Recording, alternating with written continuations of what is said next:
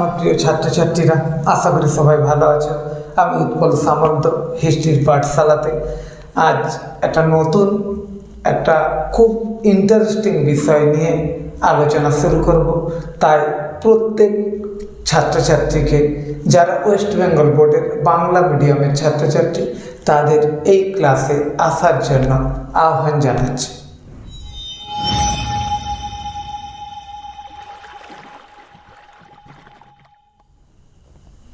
আজকে নবম শ্রেণীর দ্বিতীয় চ্যাপ্টার বিপ্লবী আদর্শ, নেপোলিয়নীয় সাম্রাজ্য ও জাতীয়তাবাদ, এই চ্যাপ্টারটার প্রথম ক্লাস শুরু হবে। অর্থাৎ এই চ্যাপ্টারটা পুরোটাই নেপোলিয়নকে নিয়ে, অর্থাৎ তার উত্থান থেকে পতন, তার কার্যকলাপ সমস্ত কিছু আলোচিত হবে এই চ্যাপ্টারে। তাহলে আজকে আলোচনার বিষয় নেপোলিয়ন বোনাপার্টের ক্ষমতা লাভ।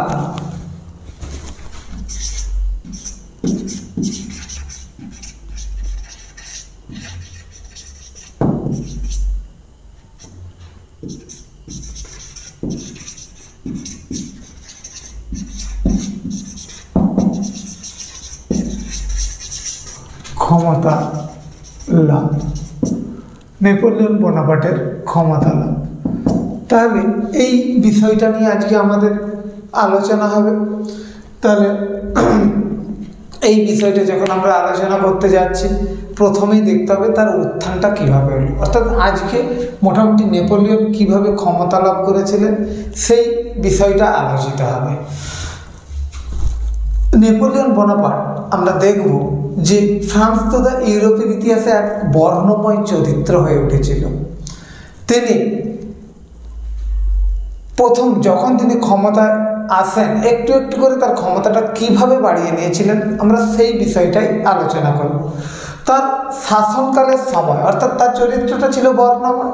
এইবার দেখব তার শাসনকালটা শুরুটা যদি দেখি আমরা 1799 থেকে 1814 খ্রিস্টাব্দ, এই সময়কাল হচ্ছে তার শাসনকাল। 1799 খ্রিস্টাব্দ থেকে 1814 খ্রিস্টাব্দ, এই সময়কালে তার রাজনৈতিক জীবনের ইতিহাস। এই সময়কালে তিনি শুধু ফ্রান্স নয়, সমগ্র ইউরোপটাকে নিজের হাতের মুঠোয় আনার চেষ্টা করে গেছেন। তাহলে তার যে শাসনকাল, এই শাসনকালের একটা বৈশিষ্ট্য ছিল। আমাদের প্রথম চ্যাপ্টার আমরা পড়েছিলাম কি, ফরাসি বিপ্লব। তার সঙ্গে সবসময় এই চ্যাপ্টারের কিছু না কিছু লিঙ্ক থাকবে। অর্থাৎ আগের যে ক্লাসগুলো হয়েছে প্রথম চ্যাপ্টারে, সেগুলো যদি ভালো করে পড়া থাকে তবেই দ্বিতীয় চ্যাপ্টারের লিঙ্কটা আমরা অতি সহজে ধরে নিতে পারবো। তাহলে এখানে আমরা কি 1799 থেকে 1814 খ্রিস্টাব্দ, এই সময় তার রাজনৈতিক জীবন, এটা তিনি কি করলেন, শুধু ফ্রান্স নয় সমগ্র ইউরোপকে নিজের হাতের মুঠোয় আনার চেষ্টা করেছিলেন।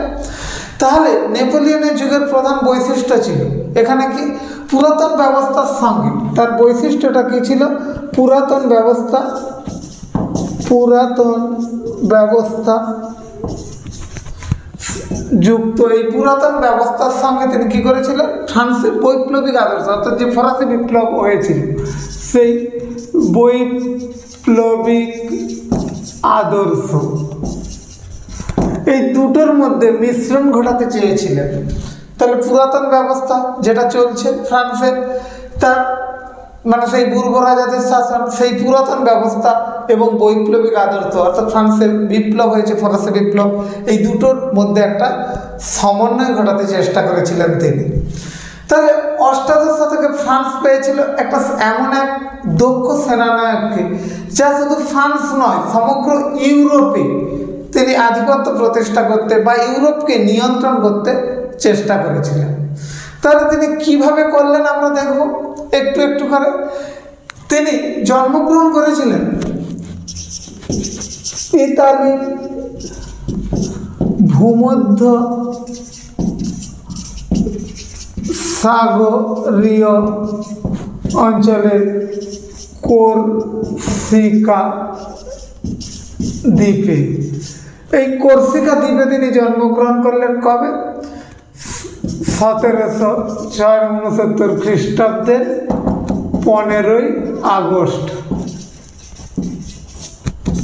এই দিনটাতে তিনি জন্মগ্রহণ করলেন 1769 খ্রিস্টাব্দের 15ই আগস্ট। কোথায়? ইতালির ভূমধ্যসাগরে অর্থাৎ কর্সিকা দ্বীপে তিনি জন্মগ্রহণ করলেন। তার পিতার নাম ছিল কার্লো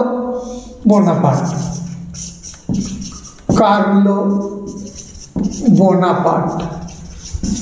তার পিতা, মাতা ছিলেন লেটিজিয়া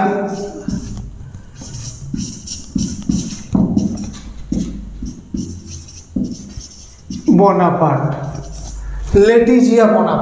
তাহলে মাতা এবং পিতা অত্যন্ত দরিদ্র পরিবারে তিনি জন্মগ্রহণ করেছিলেন। ফলে তিনি এই যে দারিদ্র, তাকে কিছু করতে হবে, এটা প্রতিনিয়ত তাকে কুরে খেত। অর্থাৎ কিছু যদি করতে না পারে দারিদ্রটা দূরীভূত হবে না। এই জন্য তিনি কি করলেন, যে প্রথমেই এখানে আমরা দেখব 17 বছর বয়সে তিনি সামরিক বিদ্যালয়ে পাস করে গেলেন। 17 বছর বয়সে তিনি কি করলেন,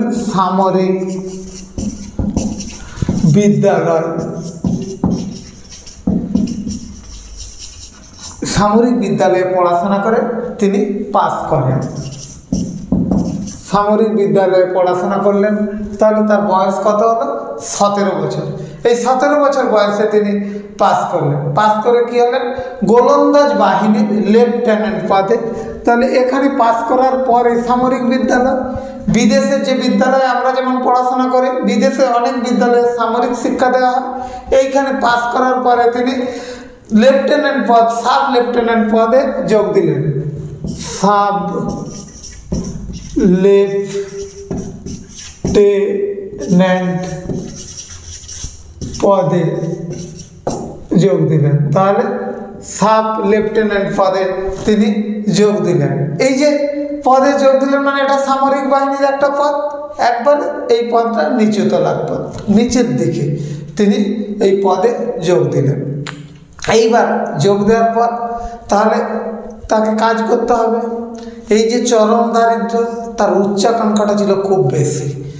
এই জায়গায় তিনি কি করলেন, যে তিনি এই যে সময়টা তিনি এই যে যোগদান করলেন, এইটা হচ্ছে 1785 খ্রিস্টাব্দ। তাহলে আমরা দেখেছি জন্মগ্রহণ করেছিলেন 69 খ্রিস্টাব্দে, 1769। তিনি কাজে যোগদান করলেন 1785 খ্রিস্টাব্দে। এই সময় তিনি ফ্রান্সে যে জ্যাকোবিন শাসন হয়েছিল, সেই জ্যাকোবিন তার সমর্থক ছিলেন, জ্যাকোবিন দলের সমর্থক ছিলেন।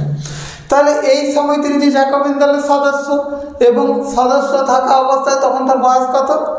17 বছর। এই লেফটেন্যান্ট পদ অর্থাৎ একটা তিনি কাজ পেলেন, এরপরেই তার উচ্চাকাঙ্ক্ষা যেটা ছিল একটু করে তিনি সেটা তার যে লক্ষ্যে পৌঁছাতে থাকলেন। তাহলে এরপরে যদি 1 নম্বর 2 নম্বর করে আমরা দেখি তার সাফল্যটা, প্রথমেই তিনি ব্রিগেডিয়ার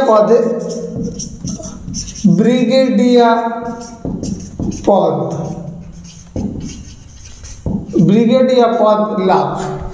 এই ব্রিগেডিয়ার পদ অর্থাৎ লেফটেন্যান্ট পদ, সাব লেফটেন্যান্ট পদ, ব্রিগেডিয়ার পদ, কি করে তিনি এটা লাভ করলেন? এই ব্রিগেডিয়ার পদ লাভের জন্য তাকে একটা যুদ্ধে দক্ষতা দেখাতে হয়েছিল। তুলো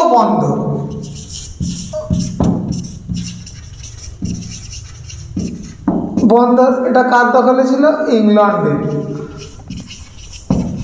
ইংল্যান্ডের দখলে ছিল এই তুলো বন্দরটা। তাহলে তিনি খুব দক্ষতার সঙ্গে নেপোলিয়ন বোনাপার্ট কি করলেন?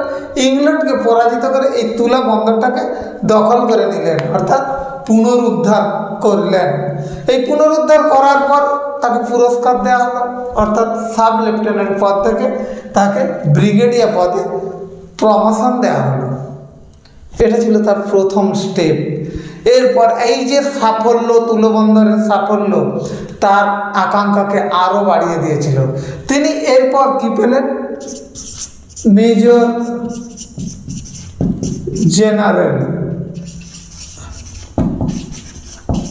মেজর জেনারেল পদ লাভ করলেন। তাহলে এই মেজর জেনারেল পদটা তিনি লাভ করলেন। মেজর জেনারেল পদ কীভাবে লাভ করলেন? তাহলে এই তুলবন্দরটা কত লেখা হয়নি, 1793 খ্রিস্টাব্দ তুলাবন্দর দখল করে নিলেন। মেজর জেনারেল পদটা লাভ করলেন 1795 খ্রিস্টাব্দে, 1795 খ্রিস্টাব্দে। কিভাবে তিনি লাভ করলেন? এখানেও তিনি রাজতন্ত্র আর প্রজাতন্ত্র, অর্থাৎ ফরাসি বিপ্লব ঘটে গেছে, ফরাসি বিপ্লবে রাজতন্ত্র অর্থাৎ রাজার সমর্থক, প্রজাতন্ত্র বিরোধী।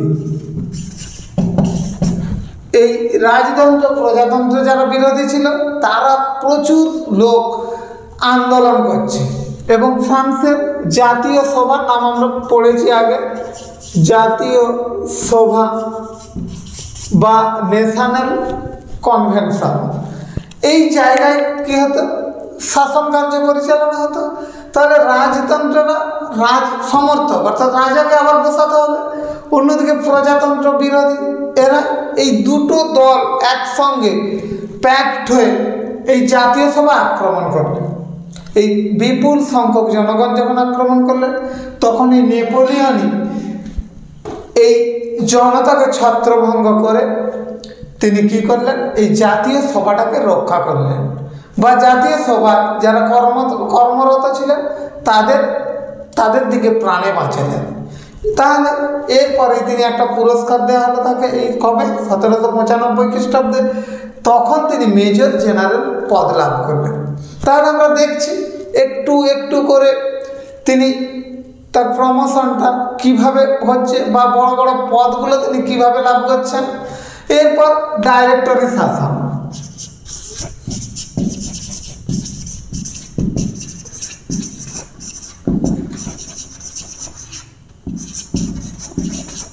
ডাইরেক্টরি শাসন, এই ডাইরেক্টরি শাসনটা কি? এইটা কিন্তু ডাইরেক্টরি শাসনটা শুরু হয়েছিল 1795, চলেছিল 99 খ্রিস্টাব্দ পর্যন্ত। এইখানে আমরা দেখব এই ডাইরেক্টরি শাসন। এরপরে জাতীয় সভা দায়িত্ব দেওয়া হয়েছিল ডাইরেক্টরদের হাতে। কজন? 5 জন ডাইরেক্টরকে দেওয়া হয়েছিল এই দায়িত্বটা 1795 খ্রিস্টাব্দে। এই ডাইরেক্টরি শাসনের কিছু সমস্যা ছিল। ডাইরেক্টররা যেভাবে শাসন পরিচালনা করছে তাতে জনগণের শাসন কেন? প্রজাতন্ত্র, এখানে প্রজাতন্ত্র বিরোধী রাজতন্ত্রের সমর্থকরা আন্দোলন করেছে। সেই প্রজাতন্ত্রকে বাঁচানোর জন্য কি হচ্ছে? ডাইরেক্টরি শাসন চালু করা হলো এবং এই ডাইরেক্টরি শাসনে জনগণ অসন্তুষ্ট হয়ে গেলেন। ফ্রান্সের জনগণ অসন্তুষ্ট হলেন। কেন? অপশাসন চলছে, যে শাসনটা ফ্রান্সের জনগণ চাচ্ছে না, তাই সুশাসন দরকার। এই সময় নেপোলিয়ন সসৈন্যে, কেন? তিনি তো মেজর জেনারেল, সসৈন্য তিনি এই জাতীয় সভায় উপস্থিত হলেন। এই জাতীয় সভায় উপস্থিত হওয়ার পর তিনি দেখলেন যে জাতীয় সভার মধ্যে একটা অসন্তোষ চলছে। এই সময় তার সাফল্যে কিছু জনসমর্থন তিনি পেয়েছিলেন, বা জাতীয় সভার সদস্য যারা ছিল তারা নেপোলিয়নকে সমর্থন করলেন। এই সময় ডাইরেক্টরি শাসনের অবসান করা হলো কবে? 1799 খ্রিস্টাব্দে। এখানে একটা শাসন শুরু হয়ে গেল, সেটা হলো কনসুলেট শাসন। কনসুলেট শাসন, এই কনসুলেট শাসন, এখানে ছিল ডাইরেক্টরি শাসনে 5 জন, কনসুলেট শাসনে কজন? 3 জন। 3 জন শাসক। প্রধান কনসাল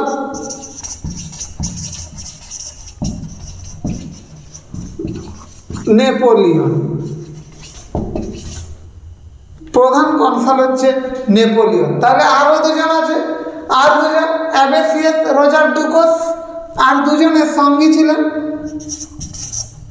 অ্যাবেসিয়াসের নাম আমরা পড়েছি, অ্যাবেসিয়াস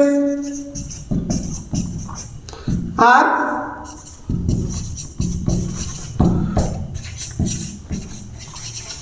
রোজার ডুকোস।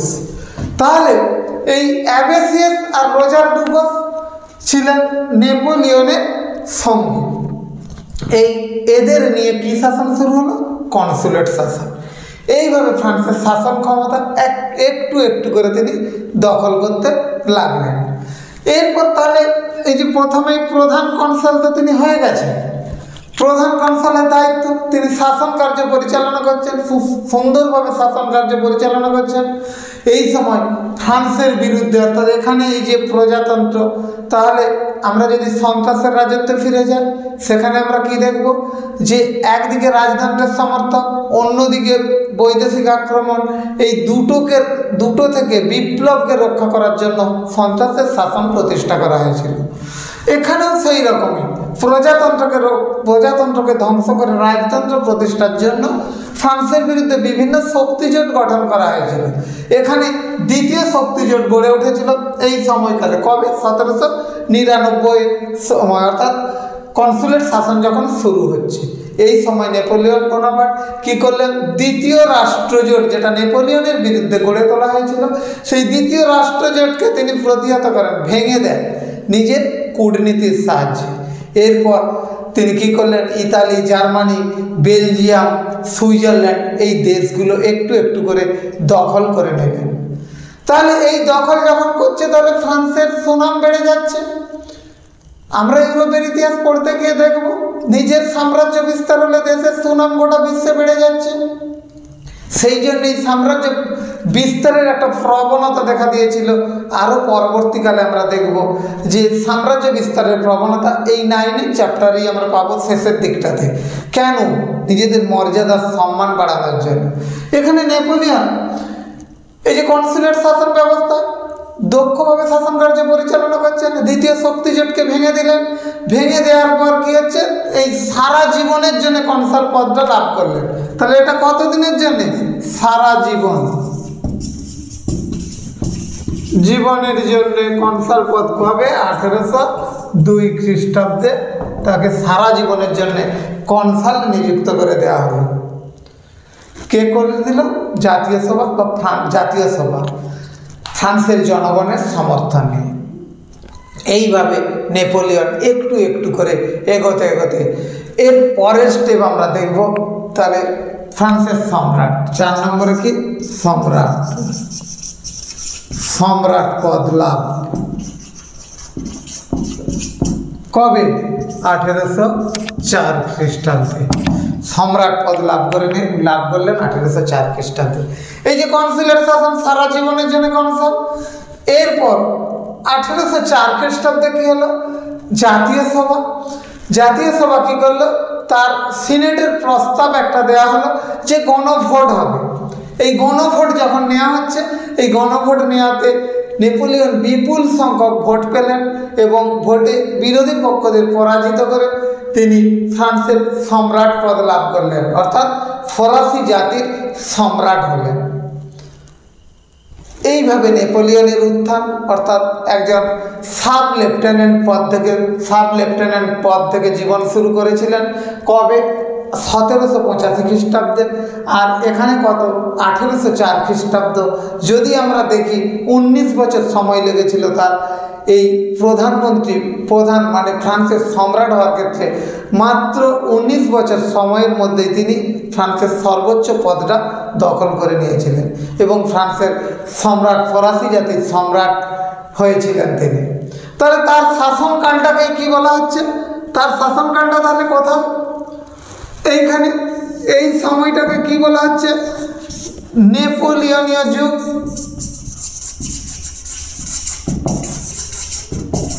নেপোলিয়নীয় যুগ বলা হচ্ছে এই সময়টাকে। 1799 থেকে 1814 খ্রিস্টাব্দ সময়টাকে বলা হচ্ছে নেপোলিয়নীয় যুগ বলে অভিহিত করা হচ্ছে। তাহলে নেপোলিয়নের উত্থান, আজকের যে আলোচনা হলো নেপোলিয়নের উত্থান হলো আমরা দেখলাম। তাহলে এর সঙ্গে আরেকটা বিষয় আজকে আলোচনা করা হবে যে ফরাসি বিপ্লবের আদর্শের প্রেক্ষিতে কোড নেপোলিয়ন তিনি প্রবর্তন করেছিলেন। এই বিষয়টাও আজকে একটু আলোচনা করা হবে। তাহলে প্রত্যেক ছাত্রছাত্রী নিশ্চয়ই খাতাতে এগুলো তুলে নিয়েছেন এবং পরের বিষয়টা আলোচনার জন্য একটু মুছে দেওয়া হচ্ছে। যদি মনে হয় যে সব তোলা হচ্ছে না, তাহলে পরে আবার সময় নিয়ে একটু দেখে নিতে হবে। এবং এখানে যে আলোচনাটা আজকে হলো, প্রচুর প্রশ্ন আলোচনা হয়ে গেল। যদি প্রত্যেকে আমরা ভালো করে খাতা পেন নিয়ে এই ক্লাসগুলো করি, তাহলে পরবর্তীকালে আমাদের কোনো সমস্যা থাকবে না এবং খুব সহজেই আমরা এই ইতিহাসটাকে শেষ করতে পারবো। তাই প্রত্যেক ছাত্রছাত্রী খাতা পেন নিয়ে অবশ্যই বসবে, নোটস করবে। যদি মনে হয় কোথাও সমস্যা হচ্ছে, তাহলে টেলিগ্রামে বা কমেন্ট বক্সে অবশ্যই জানাতে ভুলবে না। তাহলে এরপর আমরা কি কোড নেপোলিয়ন। পরের বিষয়টা হচ্ছে কোড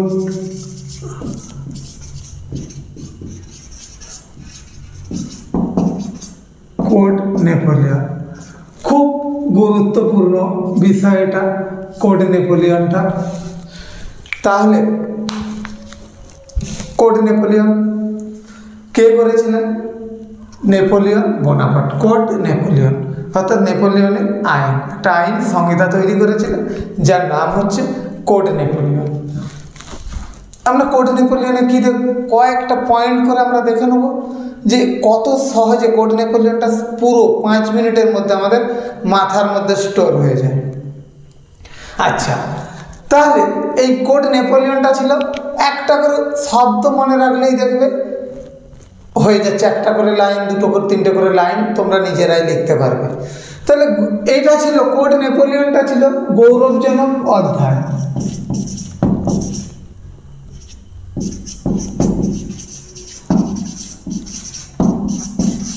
গৌরবজনক অধ্যায় কার?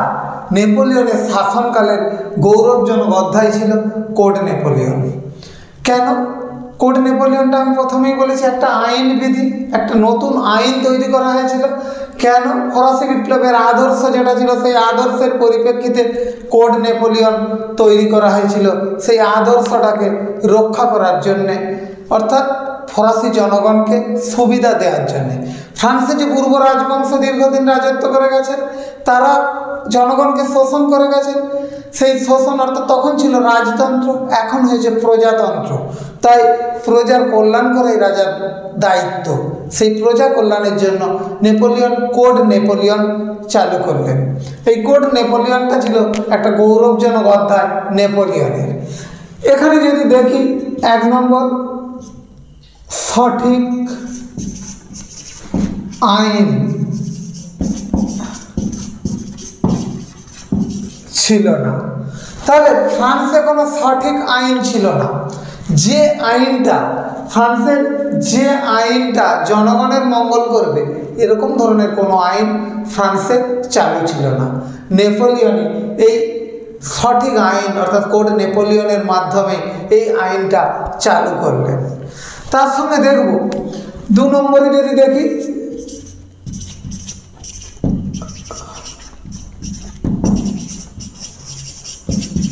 চারশো রকমের আইন ছিল, অর্থাৎ ফ্রান্সের বিভিন্ন জায়গায় বিভিন্ন রকম আইন। দেখা যাক কোন দিকে কি আইন। উত্তর দিকে ছিল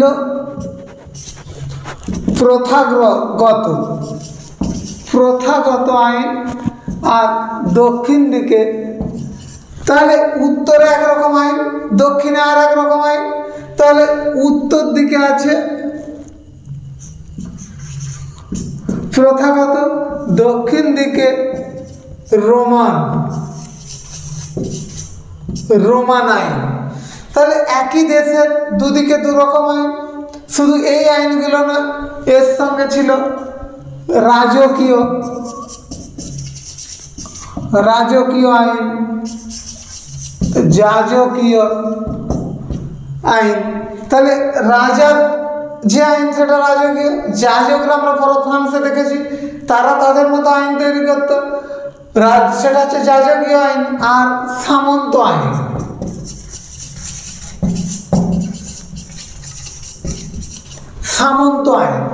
এই সামন্ত আইন অর্থাৎ ভূমির সঙ্গে যারা যুক্ত ছিল তারা একটা নিজেদের মতো করে আইন তৈরি করে রেখেছিল তাদের সুবিধার জন্য, সেটা সামন্ত আইন। তাহলে কি ছিল? কোনো নির্দিষ্ট আইনই ছিল না, 400 রকমের আইন গোটা ফ্রান্সে চালু ছিল। অর্থাৎ যে অঞ্চলে যে আইনটা চালু সেই আইনটাকে তিনি ধ্বংস করে দিলেন এই কোড নেপোলিয়নের সাহায্যে। তিনি কি করলেন? এক রকমের আইন করলেন সমস্ত দেশে। অর্থাৎ চুরি ডাকাতি বা অন্য কোনো অপরাধের খুন, এই অপরাধের জন্য সবার একটাই শাস্তি, তার ব্যবস্থা তিনি করলেন। 3 নম্বর কি? কোড নেপোলিয়ন চালু হয়ে, এবার কোড নেপোলিয়ন চালু হলো কবে? 1807 খ্রিস্টাব্দে কোড নেপোলিয়ন চালু হয়ে গেল। এই কোড নেপোলিয়নে কতগুলো ধারা ছিল? 2287টি আইনের যে কটা আইন ছিল? 2287টি। কোথাও কোথাও দেখবে এটা 2281টি দেওয়া আছে, 2281টি আইন। অর্থাৎ 1807 খ্রিস্টাব্দে যে কোড নেপোলিয়নটা তিনি তৈরি করেছিলেন সেখানে 2287টি আইন ছিল। 2287টি আইন ছিল। এই আইনের মধ্যে কি ছিল? 4 নম্বরে দেখব দেওয়ানি, ফৌজদারি, বাণিজ্যিক।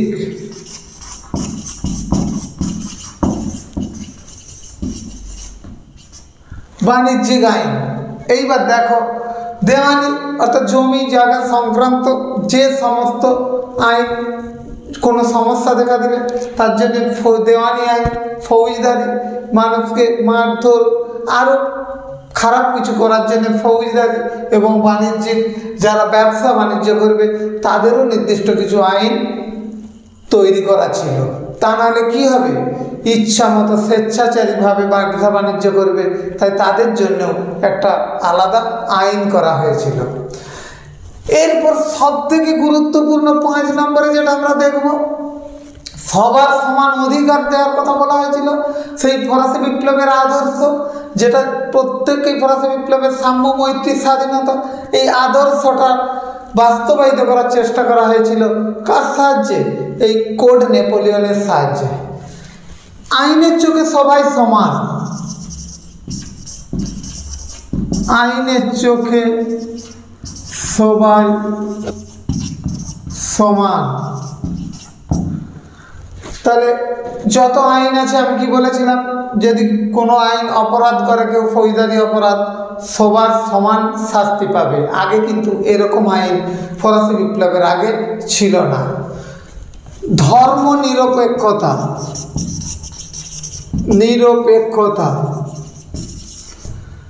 অর্থাৎ যে যার ধর্ম সে তার পালন করবে, এই ধর্মীয় ক্ষেত্রে কোনো হস্তক্ষেপ করা যাবে না।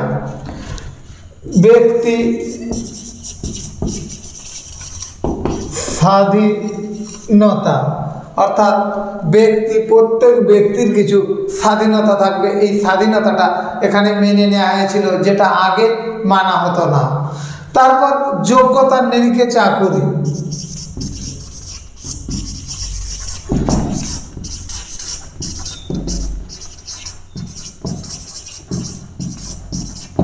যোগ্যতার নিরিখে চাকরি দিতে হবে। অর্থাৎ যে যেমন লেখাপড়া শিখবে, যার যেমন যোগ্যতা, সেই যোগ্যতা অনুযায়ী তাকে চাকরি দিতে হবে।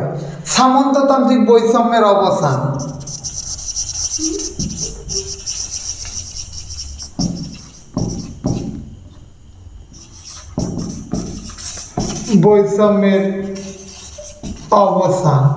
সামন্ততান্ত্রিক বৈষম্যের অবসান। অর্থাৎ এখানে সামন্ত আইন ছিল, এই সামন্ততান্ত্রিক যে বৈষম্য ছিল তারা তাদের মতো আইন তৈরি করেছিল।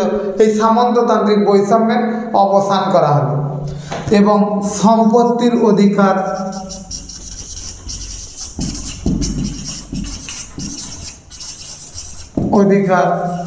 স্বীকৃত হয়।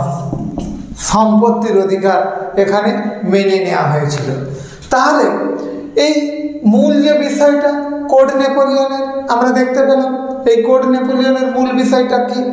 এখান থেকে যদি কিছু প্রশ্ন আসে, প্রশ্নটা কীরকম? কতগুলো ফ্রান্সের আইন চালু ছিল, এখানে দেখা আছে 400 রকমের আইন। তারপরের প্রশ্ন যদি দেখা যায় কোড নেপোলিয়ন কবে চালু হয়েছিল বা কার্যকরী হয়েছিল, কতগুলো আইন ছিল, এগুলো একটা করে প্রশ্ন। এখানে এই যে নিচের যেগুলো আছে, ব্যক্তির স্বাধীনতা কবে থেকে কার্যকরী হয়েছিল, কোন আইন অনুযায়ী ব্যক্তির স্বাধীনতা কার্যকরী হয়েছিল, তাহলে এখানে যা কিছু আছে সবই কোড নেপোলিয়নের দ্বারাই বাস্তবায়ন করা হয়েছিল বা কার্যকরী করা হয়েছিল। এই বিষয়টা ভালো করে মুখস্থ করে নিতে হবে, নিলে অনেকগুলো প্রশ্ন আমার রেডি হয়ে যাবে। আচ্ছা, যদি এই প্রশ্নগুলো ছাড়া নেপোলিয়ন বোনাপার্টের ক্ষমতা লাভ, এই প্রশ্নতে আমরা আসি, যেটা আলোচনা হয়ে গেছে, তার কবে তিনি ফ্রান্সের রাজা হয়েছিলেন, 1 নম্বর প্রশ্ন। এখানে প্রচুর প্রশ্ন আছে। ডাইরেক্টরি শাসন কবে চালু হয়েছিল, ব্রিগেডিয়ার পদ কবে তিনি লাভ করেছিলেন, বা তুলো বন্দর কবে তিনি পুনরুদ্ধার করেছিলেন, এইরকম প্রচুর প্রশ্ন আছে। খুঁটি খুঁটি পড়লেই দেখবে মোটামুটি পড়াটা হয়ে যাবে এবং আমাদের ক্লাসে তোমরা পরীক্ষার জন্য নিজেরাও প্রস্তুত হয়ে যাবে। তাহলে আজকের মোটামুটি আলোচ্য বিষয় নেপোলিয়ন বোনাপার্টের ক্ষমতা লাভ ও কোড নেপোলিয়ন, এই বিষয়টা আলোচনা করা হলো। প্রত্যেককে ভালো করে পড়বে, আবার পরের ক্লাসে দেখা হবে। যদি ভালো লাগে তাহলে শেয়ার করবে, লাইক এবং সাবস্ক্রাইব করবে। ধন্যবাদ।